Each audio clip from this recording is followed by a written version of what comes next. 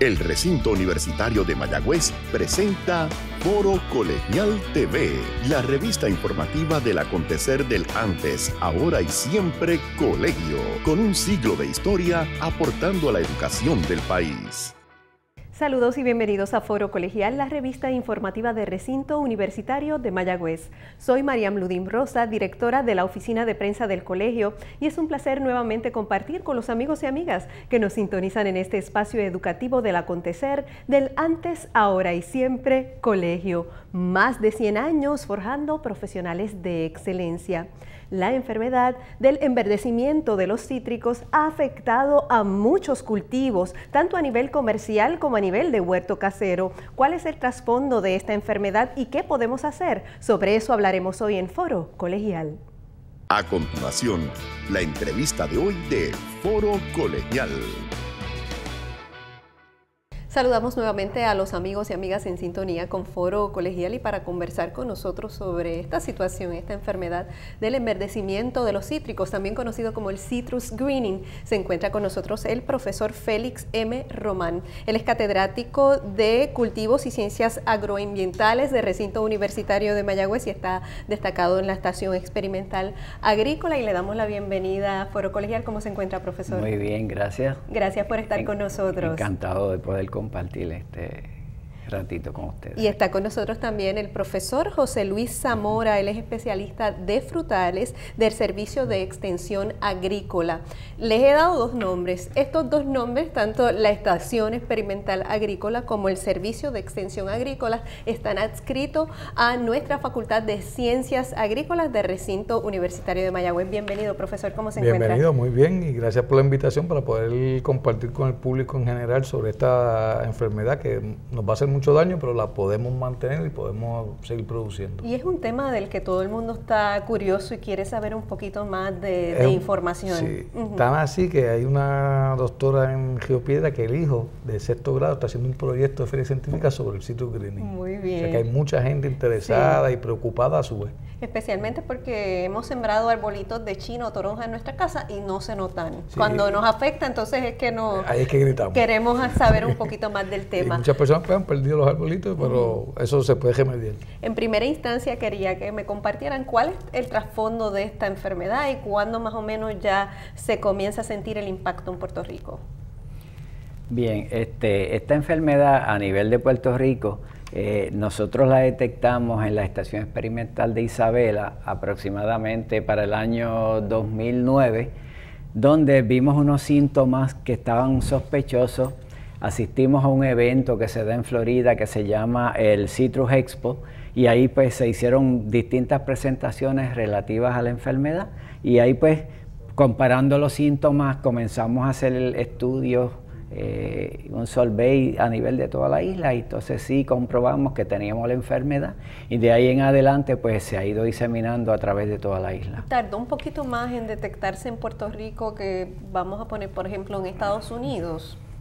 Bueno, en los Estados Unidos ellos ya para el 2005 ya la tenían.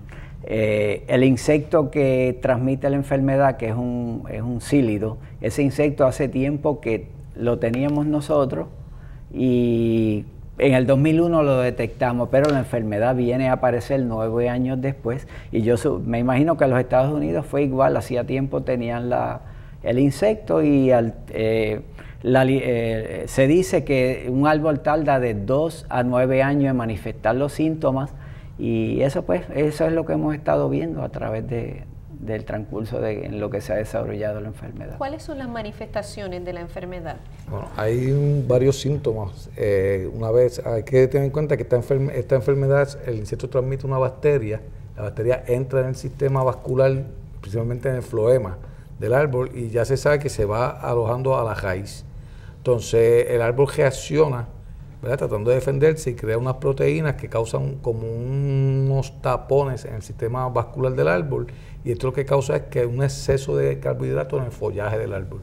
Entonces empiezan a haber unos síntomas por la muerte de los cloroplastos y esas cosas dentro de la célula, que empieza a haber una amarillez en las hojas, pues una ramita solamente del árbol, todo lo demás verdecito, y esa ramita va a estar la amarilla. Es un síntoma bien típico de eso. Unos moteados sin patrón ninguno, o sea, las deficiencias nutricionales tienen un patrón definido. Esto no. Esto puede ser una mancha amarilla en una hoja, el resto de la hoja verde, hojas deformes, hojas pequeñas, frutas deformes, pequeñas, se caen las frutas, o sea, hay una serie de síntomas bien específicos de la enfermedad. Específicamente nos hablaba de que 2 a 9 años aproximadamente uno puede, eso puede estar desarrollando y después se manifiesta. Se manifiesta. Principalmente los árboles jóvenes son los más susceptibles a la enfermedad. Ya árboles grandes, desarrollados, pues quizás se puede tardar más tiempo y pueden quizás sobrellevar mejor la enfermedad. Árboles jóvenes pues no se han desarrollado bien y eso pues en esos árboles se ha visto pues que si la bacteria llega a temprana edad en ese árbol, pues los síntomas se manifiestan en corto tiempo. ¿Y es frecuente que llegue la bacteria a estos árboles jóvenes? En mi casa intentamos sembrar un palito de China, un palito de toronja, no se dieron. No sabemos científicamente si es esto mismo, ¿verdad? El citrus greening, sí. Pero pues pensamos que hay un factor, pero es desde chicos, ¿verdad? Que no se dieron. Como dice Félix, al árbol ser más chiquito, cuando lo ataca el insecto, acuérdense que el insecto tiene que chupar del árbol, o sea, alimentarse del árbol para poder transmitir la enfermedad. No todos los insectos están contaminados, pero si está contaminado, pues al transmitirle la bacteria como hay poco follaje, hay poco material, pues es más rápida la reproducción. Entonces el arbolito chiquito se va a afectar mucho más rápido. Podemos hacer un paralelo como el Aedes aegypti, que lleva la enfermedad del dengue. Este sílido lleva esa enfermedad. Sí. Nosotros comparamos la enfermedad del citrus greening con el SIDA. Porque antes, pues, en Florida empezaron que si arrancando todos los árboles que tenían daban positivo, que si, entonces los costos eran bien grandes. Porque para erradicar la enfermedad pues era casi imposible, porque tú lo hacías todo bien, pero tu vecino no. Entonces de ahí pasaba todo a la tuya. Entonces se dieron cuenta que con unas soluciones que hay nutritivas, que es una mezcla de abono que uno hace, pues los árboles se mantienen vivos. Igual que el SIDA, las personas ya hoy en día, ¿verdad? Al principio con el SIDA, pues todo el mundo, muchos se morían, ahora tomándose unas medicinas, pues se mantienen vivos muchos años. Aunque tenga la enfermedad. Aunque tenga la enfermedad, nosotros con esa solución nutritiva vamos a mantener el árbol vivo. ¿Por cuánto tiempo? No se sabe, porque eso empezó a estudiar desde el 2005 en Florida por un agricultor que en el desespero de ver sus árboles muriendo, empezó a tirarle un montón de abonos al suelo y al follaje y se dio cuenta que los árboles volvieron otra vez a ponerse verdes, mostraban síntomas, pero se mantenían verdes y producían bastante bien. Entonces, y erradicar el insecto no es viable, o sea, ¿cómo es ese insecto? ¿Es algo que uno no puede percibir? Sí, es un insecto, pues sí, se puede ver a simple vista. Yo diría que es un poquito más grande que, más o menos como el tamaño de un mosquito. ¿Sabes que un mosquito se puede ver? Es pequeño. Y ese insecto, pues lo podemos manejar controlando. De hecho, una de las formas de poder manejar la enfermedad es controlar el insecto, porque mientras menos insectos hayan, menor es la probabilidad de que se siga dispersando la enfermedad. Y hay que hacer un muestreo de los árboles por lo menos cada 2 semanas, detectar el insecto y controlarlo, combatirlo para evitar que la enfermedad pues se siga dispersando a través de otras áreas donde no existe la misma. ¿Hay alguna forma técnica de controlarlo o nosotros, los ciudadanos comunes, no debemos hacer eso? Tenemos que buscar al especialista. No, se puede. O sea, es bastante sencillo. O sea, hasta con agua, jabón y un poco de aceite mineral se controla. El problema de esto es que muchas personas lo van a controlar, pero otros no, que es como dicen en Florida, la situación del mar vecino. O sea, allí había agricultores que cuando nosotros fuimos, que recogimos muchas de esas fincas en Florida, tú veías fincas bonitas y al lado una finca totalmente abandonada, porque ya la persona dijo, no, yo no voy a seguir gastando, la voy a abandonar. Entonces de allí se pasaban los insectos a los que estaban tratando de hacer las cosas bien. Sí. Entonces ese es el problema aquí, o sea que erradicar el insecto es imposible, porque el insecto se aloja también en una ornamental que se llama el mirto, café de la India, que le da la enfermedad, o sea, se aloja la bacteria dentro de este ornamental y el insecto vive y se propaga en ella. Pero no afecta al ornamental. Sí, muestra los síntomas, es lo mismo todo. Y se muere el ornamental a la larga. Eso pasó en casa de mami, sí. O sea que ya sabes que se murió por el citrus greening. Entonces, hay muchos de esa planta ornamental en todo Puerto Rico, o sea que es bien difícil uno poder erradicar el insecto. Por lo tanto, nosotros hemos adoptado un plan que usan en Florida, que es de 5 pasos. O sea, controlar el insecto, abonar los árboles al suelo como se supone que uno lo abone, hacer las aplicaciones de abono normales al follaje, que son las soluciones nutritivas que se están usando ahora, controlando un hongo que se llama Phytophthora, que se supone que van de la mano el hongo y la bacteria, y que el árbol no pase estrés. Aquí es como, volvemos a lo mismo, como si fuera el SIDA. Uno no puede pasar estrés, uno tiene que estar todo el tiempo, o sea, los árboles tienen que estar sin pasar estrés de agua, sin tener daño en la raíz, comiendo por las hojas, comiendo por las raíces y manteniendo el control del insecto. O sea, que en otras palabras usted me está diciendo que el que quiera sembrar cítricos de ahora en adelante tiene que darle cariño. Tiene que darle cariño. Exacto. Eso Tiene es que lo más cuidarlo importante. bien. Y es importante que esa planta, el mirto, si usted quiere tener su arbolito de cítrica, no puede tener un árbol de mirto. O tiene el mirto o la cítrica, porque va a tener la fuente, el hospedero, el hospedero por excelencia de ese insecto es el mirto. Y de ahí pues se va pasando a los cítricos. Más adelante quiero ir en detalle en esos 5 pasos que nos dio el profesor, pero antes quería ir un poquito a ese trasfondo. Cuando ustedes descubrieron lo de la enfermedad, se dieron cuenta, fueron a ese simposio y dijeron, esto es lo que nos está pasando, lo que nos está pasando. ¿Cuál era la reacción de los agricultores entonces? Que me imagino que también en ese mismo entonces estaban detectando que algo pasaba en sus fincas. ¿Cómo ustedes manejaron esa situación de crisis en ese momento? Pues fue bastante difícil. O sea, había muchos agricultores que no lo creían. Nosotros estamos desde el 2009 adiestrando desde octubre del 2009 empezamos a adiestrar a los agentes agrícolas, al personal del Departamento de Agricultura y a muchos agricultores. Y eso no hace nada. Eso fue como el cuento del lobo. El cuento del lobo. Entonces, por varios años, y uno se lo decía, mira, y le preparaba un material escrito, hay que aplicarle esto, empiecen a aplicarle esto, por lo menos la solución nutritiva para que el árbol se mantenga alimentado. No, eso sale costoso, no lo podemos hacer. Esto sale y ahora muchos de esos perdieron sus fincas. Estamos hablando de gente que perdió 25, 30, 40, 50 cuerdas en cítrica. O sea que son unas pérdidas grandes, cuantiosas, cuando tuvieron a ver en dinero, porque una cuerda de cítrica anualmente te puede costar entre $3,000 a $4,000, más todo lo que tú has invertido todos los años. Y dejas de ganar. O sea que hay muchas, ahora están gritando. O sea, ¿Y las cuerdas de cítricos acá en Puerto Rico están concentradas en el oeste o tenemos en todo Puerto Rico? En toda la zona montañosa de Puerto Rico, principalmente desde San Sebastián, Moca, San Sebastián hasta Jayuya, ahí es que están todo lo comercial, está en esa zona. Los limones están en costa también. ¿Y cómo ha ido entonces eso mejorando después de que los que tomaron consejos realmente están haciendo todos esos pasos? De eso vamos a hablar luego que regresemos de la pausa y les vamos a hablar en detalle de esos 5 pasos que usted tiene que llevar a cabo para que esos cítricos puedan prosperar y combatir esa enfermedad del citrus greening. En breve regresamos, no se retiren por favor. De regreso a Foro Colegial estamos conversando con los profesores Félix Román y José Luis Zamora. En el caso de Román, él está destacado en la Estación Experimental Agrícola, específicamente en Isabela. En el caso de Zamora, él es especialista de frutales del Servicio de Extensión Agrícola. El Servicio de Extensión Agrícola no es otra cosa que el recinto universitario de Mayagüez en todo Puerto Rico, en toda la isla, sirviendo a cada uno de sus municipios en diferentes aspectos en los que necesita servicio. En el caso de Zamora, especialista en frutales. Estamos hablando sobre esta enfermedad que se detectó aquí en Puerto Rico aproximadamente en eso del 2009 del enverdecimiento de los cítricos o citrus greening, más fácil de pronunciar en inglés, y ellos pues han estado dando apoyo a todas estas fincas comerciales y también a ciudadanos como usted y como yo que queremos sembrar nuestro arbolito ya sea de China o toronja.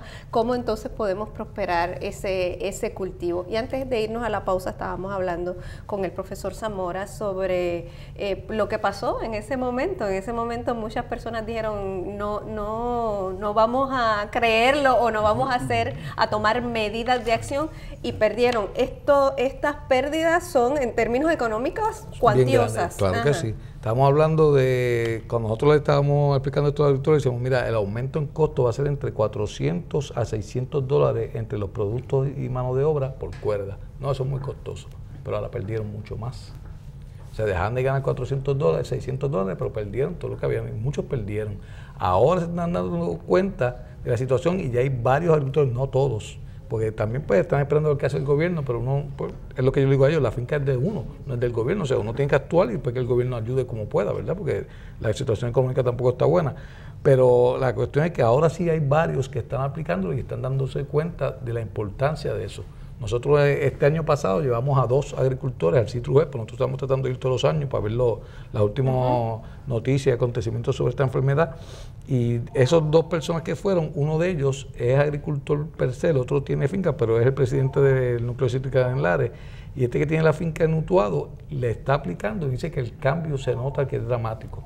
Que él ve el cambio en mayor producción. Feli está haciendo unas pruebas también en la estación de Isabela y es muy favorable el usar estas soluciones porque el árbol cambia nuevamente y vuelve a producir. ¿Cómo ha afectado en sí la industria, dado que ya usted me ha dado el trasfondo de que algunos agricultores dijeron no vamos a hacer esa inversión? ¿Se ha afectado entonces la industria en términos de que pues no hay tanta oferta para el consumo local? Sí, se ha afectado a tal manera que ahora están pagando la tonelada de China. Antes la pagaban entre 400 y 450, se supone que ahora va a llegar hasta $700 la tonelada de China. Y yo creo que va a haber una merma ya casi de aproximadamente un 20, un 25% en la producción, porque hay muchas fincas que se han afectado. Y las que no se han afectado, los árboles todavía no se han muerto, pero sí muestran los síntomas, dejan de producir o las frutas son muy chiquitas y no se pueden mercadear adecuadamente. Aquí no hay problema con la fruta porque el árbol se enferma y deja de producir la fruta, o la que es pequeña no se puede consumir. Para en términos del consumidor del producto, ¿hay algún problema con esta enfermedad? Se afecta la calidad de la fruta, toda vez que el sabor puede cambiar. Ya no es una fruta típica, una fruta deforme cuando la enfermedad es bien avanzada, y principalmente una baja drástica en los rendimientos de los árboles, que eso es lo que está pasando actualmente. Hay una gran demanda por el producto, pero hay poca producción, y pues en la medida en que no se sustituyan esos árboles, pues la producción podría ir decayendo cada vez más. Pero no hay riesgo para la salud, por ejemplo, exacto, no llega esa enfermedad, no llega al consumidor. Es una enfermedad del reino vegetal, o sea, y no afecta ni a los animales ni al ser humano. Solamente es a las plantas, y específicamente es de los cítricos o del café de la India, que es el famoso mirto. O sea, en algún momento dado se habló de que si afectaba a los guineos de plátano. El citrus greening solamente es de los cítricos o de esa ornamental, que es el mirto. O sea, no afecta más a ningún otro cultivo, ni al ser humano, ni a ningún animal. Y el componente de la Estación Experimental Agrícola de Ciencias Agrícolas en el recinto universitario de Mayagüez es un componente de investigación. El servicio es de servicio, como lo dice la palabra, mientras la Estación Experimental es un componente de investigación. Por eso entonces ustedes también investigan este tema. Sí. ¿Y en qué nivel están? ¿Qué hallazgos han encontrado? Sí, en el caso nuestro, pues como mi área de expertise no es el área de fitopatología, pues el área que yo trabajo es la parte de manejo de los huertos.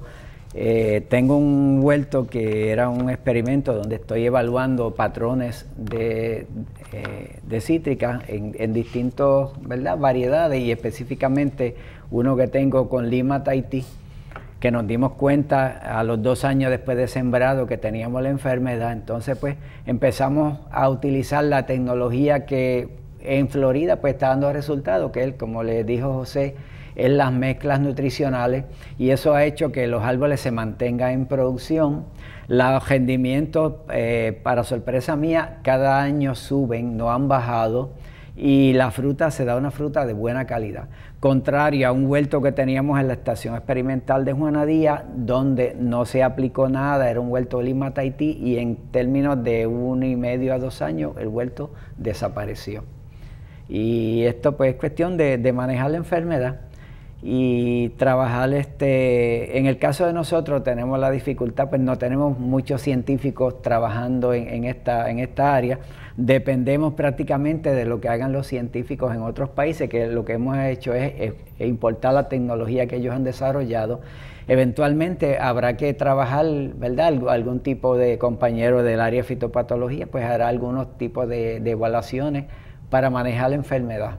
Pero básicamente, y ustedes me corrigen, la universidad entonces es la que lleva la voz cantante con relación a qué hacer con esta enfermedad, y ustedes a su vez a otras entidades gubernamentales, diríamos agricultura, son los que le dan el consejo. Nosotros le preparamos el programa completo que va a usar agricultura, que ya están comenzando a preparar todo el programa y las brigadas que van a aplicar la solución nutritiva. Nosotros fuimos que se lo preparamos y se lo dimos a ellos.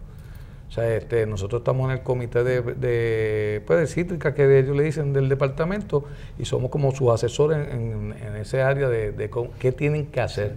Y estamos trabajando también para que los arbolitos sean producidos, que eso fue el que más está trabajando, en estructuras cejadas para que salgan al campo libres de plagas y enfermedades. Porque uno de los problemas que tenemos es que el arbolito, si lo producimos como siempre hemos producido, que al aire libre, cuando usted injerta el arbolito y usted lo lleva al campo, pues está llevando un arbolito que a lo mejor tiene el mismo citrus greening.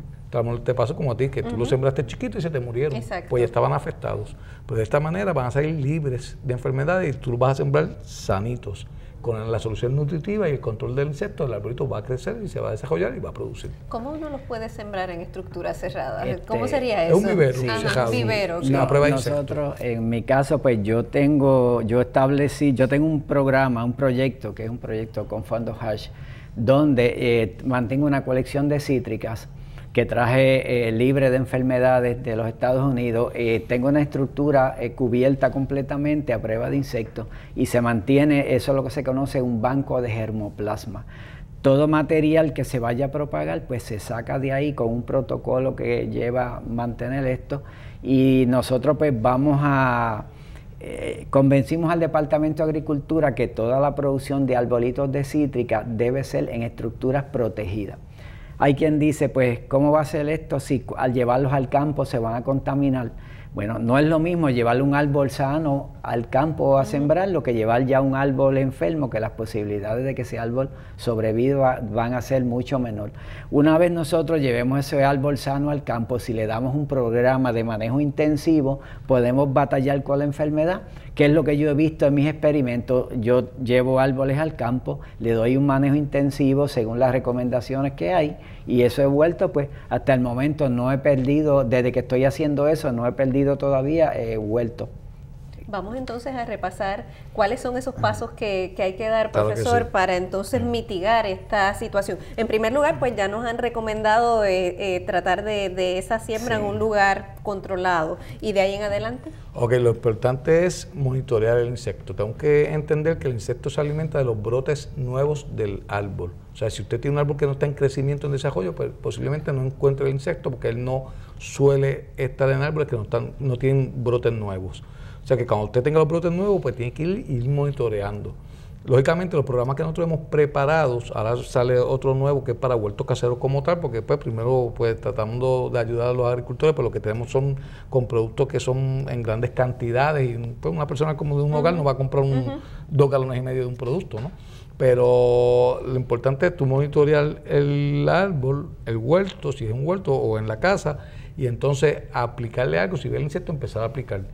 ¿Qué podemos aplicar en los hogares? Pues mucha gente va a decir, pues malación o algo así, pero no. En malaciones, en urbanizaciones, pues es peligroso por el olor, y es peligroso. Pues podemos usar aceite mineral. O sea, puede usar jabón de fregar. Cualquiera de estos productos que suelen matar los insectos. Porque este insecto no es fácil de matar. O sea, lo que pasa es que, ejemplo, el aceite mineral hay que aplicarlo cada 2 semanas.